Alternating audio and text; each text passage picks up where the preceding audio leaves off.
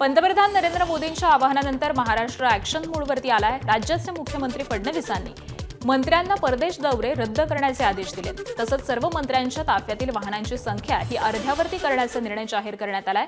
मंत्री आणि अधिकाऱ्यांनी किमान एक दिवस सार्वजनिक वाहतुकीचा वापर करण्याचे आदेश देखील मुख्यमंत्र्यांनी उच्चस्तरीय बैठकीमध्ये दिलेत।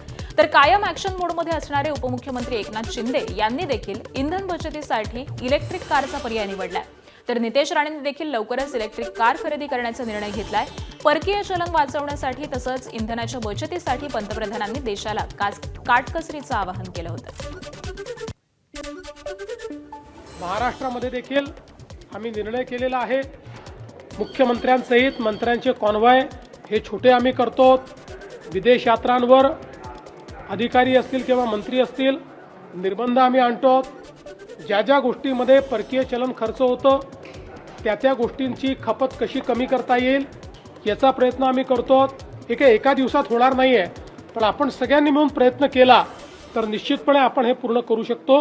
आणि केवळ 6 महिने जर देशाच्या प्रधानमंत्री मोदयांनी मागितले असतील तर तेही न देणं हे अतिशय अयोग्य ठरेल। एबीपी माझा, उघडा डोळे बघा नीट।